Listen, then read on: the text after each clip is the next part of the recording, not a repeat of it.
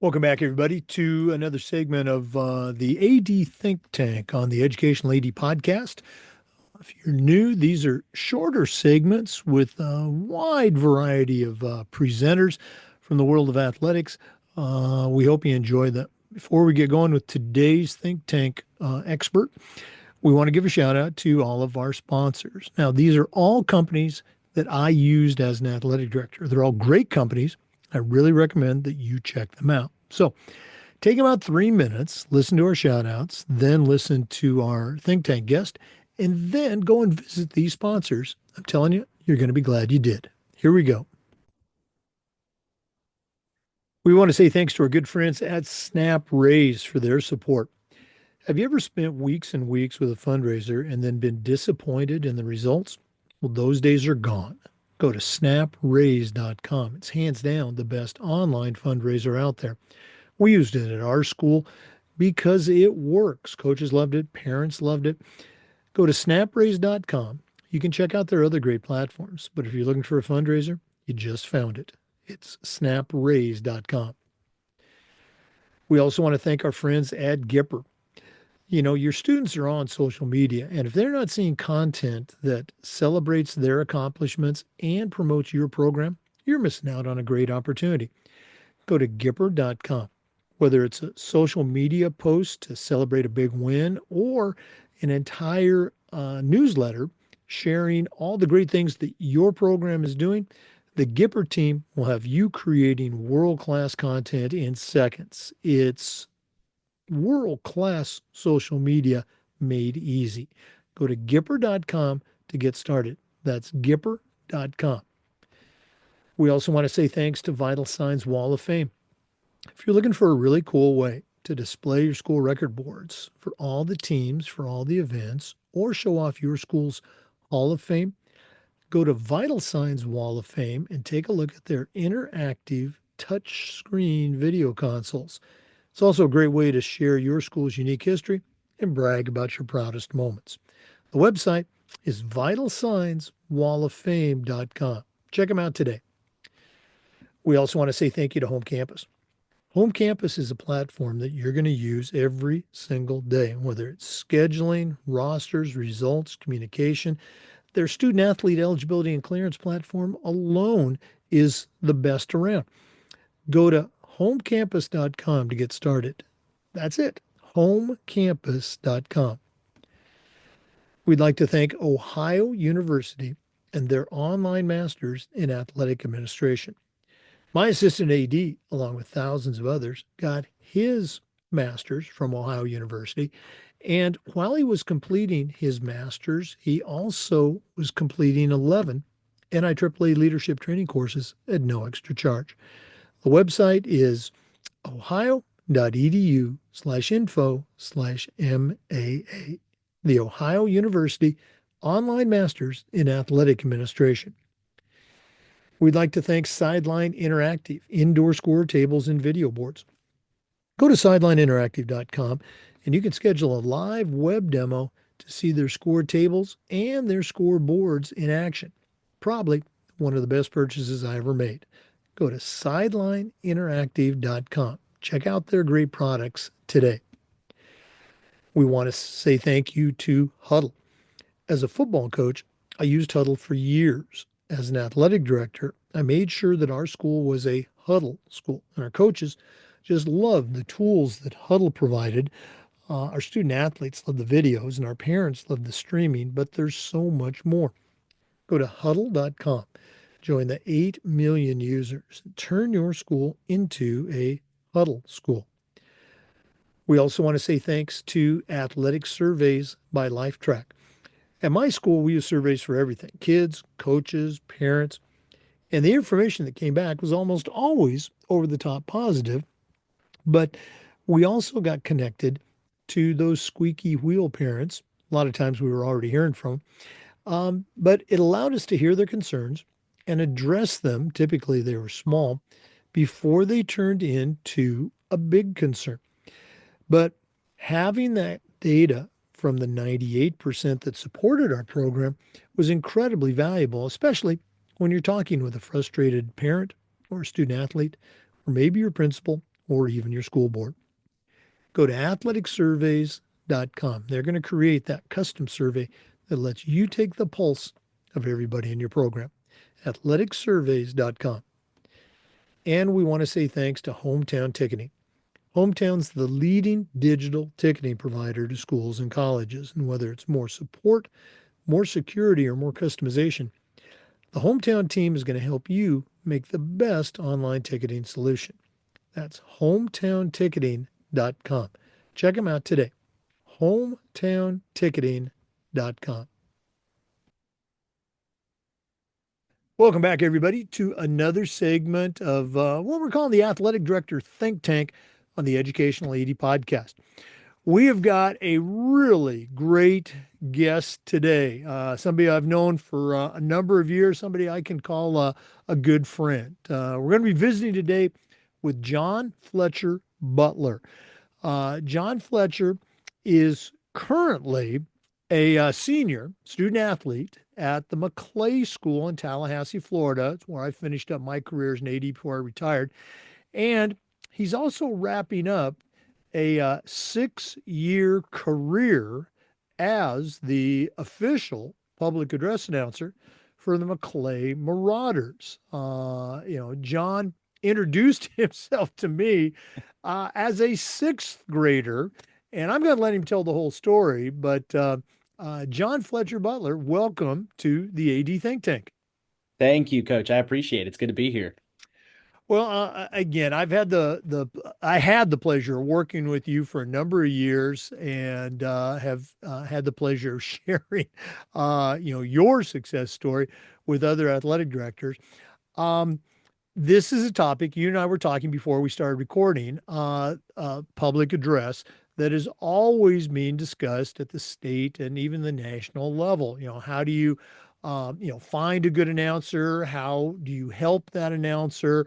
And so I'm going to step out of the way and I'm going to ask you to kind of share your story so far because it's still going. But how did you first get involved? What led you to becoming involved as the public address announcer for a pretty darn successful high school athletic program? Yes, sir. So I'll kind of give a little bit of context to start off. Growing up, I always loved sports. Wanted to be around them as much as I could. Couldn't get enough. Went to all the varsity games. We were at a K through 12 school, so that was a cool opportunity to go and watch the varsity basketball team as a lower schooler. Or we also live in Tallahassee, Florida. So the Florida State Seminoles are a big thing, always at those games. And I fell in love with them at a pretty early age. And so I did what most young kids do uh, when they're in lower school. I went out and played them. I did the I-9 sports and all that stuff. But I realized pretty quickly, you can't see me, I'm on Zoom, but I'm not the tallest guy in the world. I was never going to be, playing for the Chiefs in the upcoming Super Bowl or anything like that. But I knew I wanted to continue to be around them, even if it wasn't actually on the field itself. So I tried to find ways to get involved on Friday nights, starting around like fifth grade, sixth grade. So I'd come out and be the water boy, or I'd, fill up the, tanks when we went on the road. I, Anything to get involved with the team, to stay around what I loved, it was worth it. So that's kind of how I started, with at the time was Coach Raymer, our head football coach. And then I remember our public address announcer at that time was also a student, a senior who I looked up to, who's now, graduated from SMU and doing stuff for the pickleball league and all that. But I remember he was graduating, and I remember approaching you about the possibility of just being involved somehow, some way. And you were extremely open to it, and you actually suggested, as I recall, that I shadow Will for a short amount of time. And so went up to the press box and was able to talk with him, call out numbers and all that. And I had a blast. I loved every second of it. And Will was great too, showing me how it works, the scripts, the equipment, how to let the game be the game and not make the show about the public address announcer, which I think is a very important trait. But I shadowed Will for that year, tried to learn as much as I could. And when he graduated and stepped down, I guess the opportunity was there, and I haven't looked back since. So that's kind of how I got into that role. And from there, it kind of grew. So in seventh grade, I think was the year that I became kind of full time, if you will, varsity announcer. So that was varsity football, varsity boys and girls basketball, varsity volleyball, as well as a few baseball and lacrosse games. So it was 3 seasons and a lot of sports, but it's a lot of fun too. And so, yep, been doing those sports ever since, and I've kept it all the way to senior year, and here I am now, my last season at Maclay. So that's kind of the high school journey that I've been on, and yeah, it was a blast. Now, great job. And I want to share again with our listeners. Will was our original announcer when I first came there. We had him for 3 years, and then John Fletcher came on as he graduated. But John Fletcher started as our primary. He was the main guy for varsity football, volleyball in the fall, and then varsity boys and girls basketball, and then did a number of baseball games. And I think he did a couple of softball games too. And then I think you got so. involved with lacrosse. Our varsity announcer as a seventh grader and just killed it. It was for people not familiar with it. I think they may have thought it was kind of a novelty. Hey, here's this little kid, but he was well prepared. He talked about the scripts and he would come to my office, before the game, days before the game. Yeah. And we had some standard things that we already had in place for pregame announcements and sportsmanship and concession stands and that sort of thing. But he really brought his own style and continued the professionalism as a seventh grader and then on, as an eighth grader and beyond to the role of public address. And I love what you mentioned about how you picked up from Will the idea of, hey, I'm public address, I'm not play by play, which is something that you see and hear way too often, at the high school level. Talk a little bit more about that. How did you develop and refine your craft as a true public address announcer? Sure. So to me, the biggest goal as a public address announcer is you want to add to the game, you want to inform people, you don't want to take away from the game. Because at the end of the day, the fans, they're all there to see the player. They're not there to hear you. So you want to help them out, to help them understand, help them stay informed, add excitement in certain times if you want to, but really it's about the players and the game. And I think that's something a lot of people get confused. You hear announcer and you think about a lot of great like radio broadcasters or television broadcasters who have those big calls. Like I think of Gene Deckerhoff at Florida State, who was one of the best. But his calls, he's to the 40, he's to the 30, he's to the 20. That's great for radio, but that's not the job of the public address announcer. Your job is to, after that play is over, say, who had the carry, who made the tackle, where's the ball, how many yards to gain, all that kind of stuff. So that was some of the things that I learned in that first season shadowing Will, is just what to say, when to say it, and how to say it so that you don't take away or try to steal the show from who the actual show is, which is the players. Right. And it's such a great point. In radio, they can't see it, so you need Exactly. to describe. But even TV announcers, it's just kind of standard now. But Mm-hmm. for a public address, the audience can see what you're seeing. So Mm-hmm. and again, Exactly. adding to it, I just love that. Um, Looking back on your career at Maclay, and again, you very willingly, you weren't thrown into the fire, you jumped into it. You wanted that role. Looking back on your Maclay career, because again, you're a senior now, you're going to be graduating. We'll talk about some college stuff later on. What are some of your more memorable events as the announcer at Maclay? Mhm. Wow. There are a lot of good ones. I think back to our football program in 2019 comes to mind. So we're a small private school in Tallahassee. We have a pretty good athletic tradition, but not in football. We've always been, I like to describe, we've always been a program on life support for a long time. And finally, we had a head coach come in that was doing a phenomenal job, and we got some athletes, and we were having, I think, our best season in history. I think we were undefeated at the time. And our football rival, who was like a 7-time state champ, the NFC Eagles, came up. And it was the first time that we had any shot at even trying to beat them. But it was a packed game. The energy was there.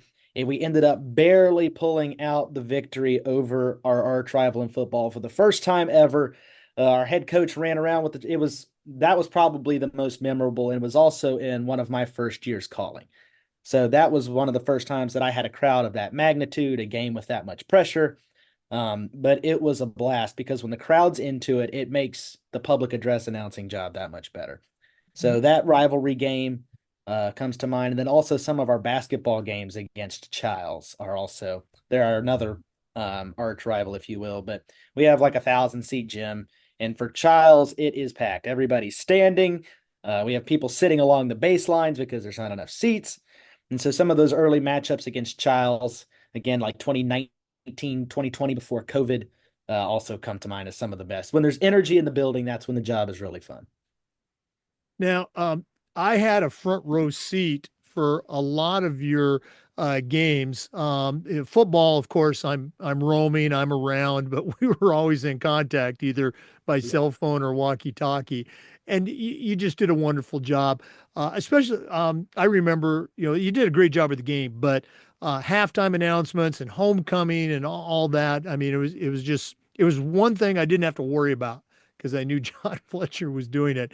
Um, for our indoor games, for volleyball and basketball, many times I was, seated, just off to the side of you at the scorers table, and I was able to see and hear some of the interactions that you would have, as officials would come in, or the visiting scorekeeper or coach, and sometimes fans at halftime, they would come over and just kind of wonder, well, who is this voice that I'm hearing?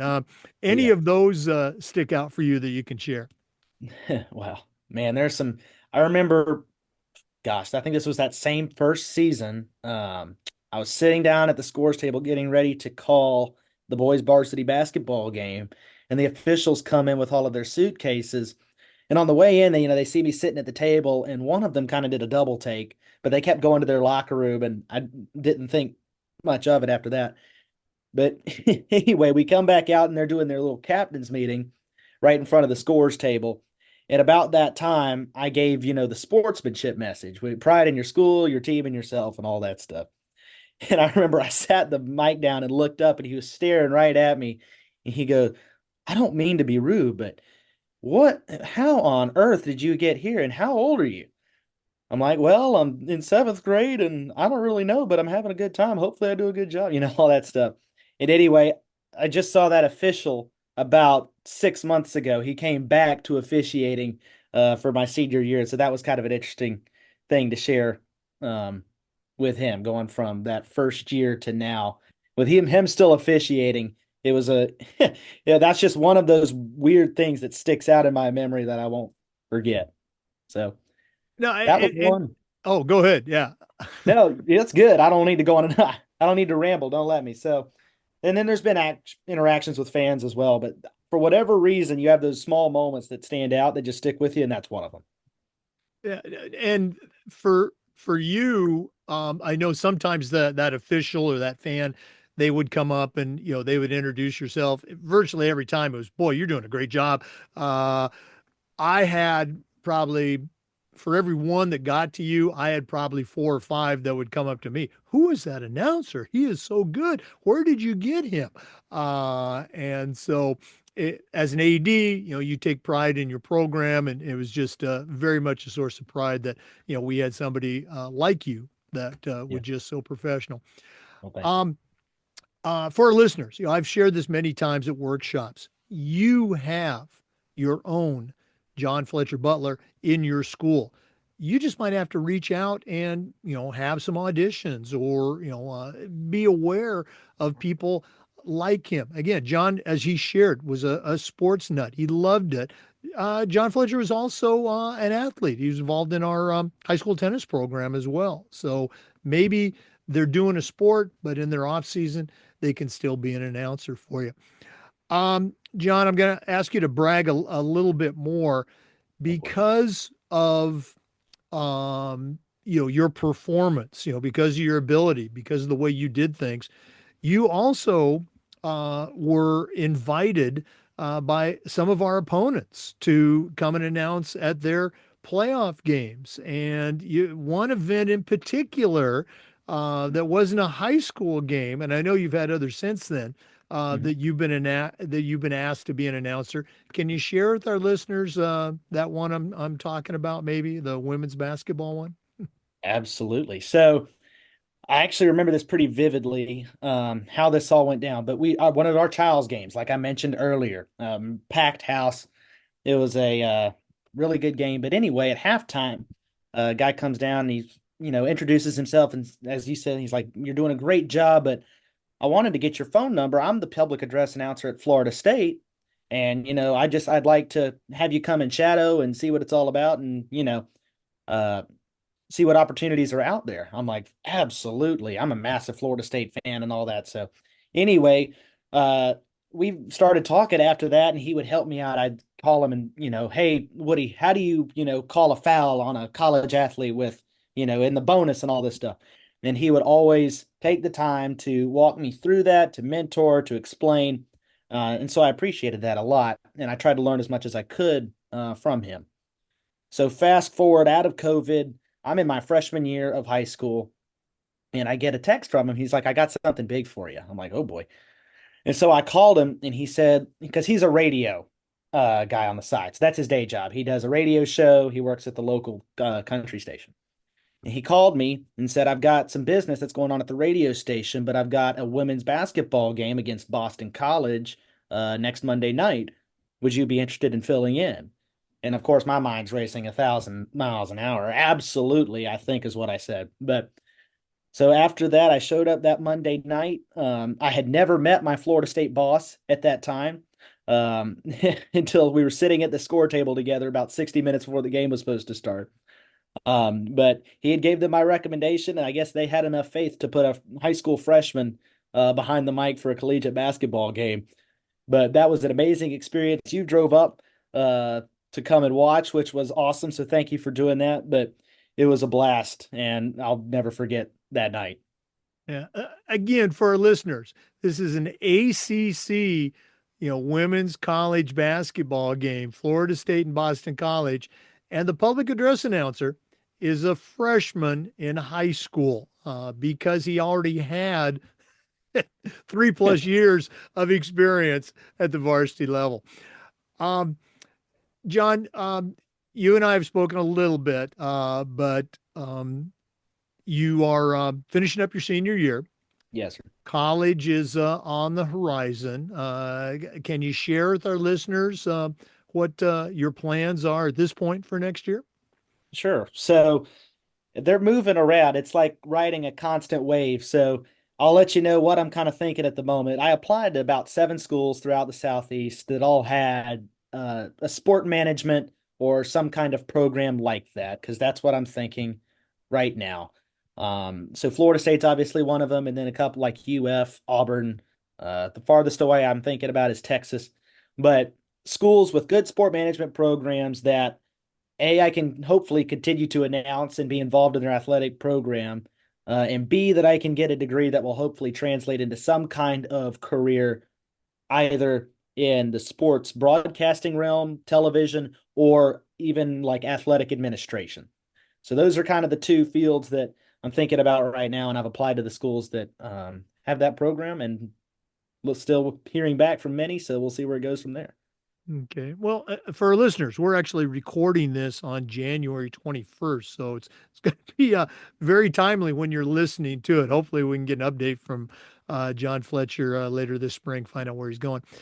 Um, John Fletcher, again, in my world, the athletic director world, this is something that gets talked about a lot. So I'm betting we have listeners that would love to reach out to you and pick your brain a little bit more. What's the best way that an athletic director or a coach or who's ever listening can connect with John Fletcher Butler? So the best way to contact me is probably through email. And my email is on our school website, but it's also jbutler@maclay.org. And I can send that to you, Coach Muncher, as well. But that's probably the best way to get in contact me, and I'll try to get back as soon as I can. Well, John Fletcher, again, it's always great to connect with you. We get up to Tallahassee quite a bit, and always try to swing by the school. All the best with the winter sports moving forward, and on Thank you. spring. Excited to hear where your college destination is going to be. And for Yes, sir. listeners, John Fletcher is going to be a regular contributor to our AD think tank. So he'll have another segment coming up probably in a month or two. So, John Fletcher Butler, thanks again for being a part of the think tank. And Thank you. we'll look forward to the next conversation. Absolutely. I appreciate it. For our listeners, just a reminder that we upload the Zoom recordings of every interview to the Educational AD Podcast YouTube channel. Of course, we appreciate you tuning in and remind you that just about every day we try to share stories from the world of athletics along with some best practices. So come back and join us again on the next episode of the Educational AD Podcast. I'm telling you, reach out to John Fletcher Butler. He could give you a lot more tips on the public address announcer and their role at the high school level. Speaking of tips, here's a big one. Check out our sponsors. These are all companies that I used as an AD at Maclay and at other schools, and they're all great companies. I really stress in the strongest possible way. Reach out and see what they can do for you. Let's say thanks to Gipper. That's Gipper.com. I want to thank Huddle, Huddle.com. Hometown Ticketing, of course, is HometownTicketing.com. Snap Raise, that's SnapRaise.com. Vital Signs Wall of Fame, K-12 Sports Tech, Athletic Surveys, Sideline Interactive, the Ohio University Online Masters in Athletic Administration, and Home Campus. Thanks again for listening to this segment of the Think Tank on the Educational AD Podcast. We'll see you next time.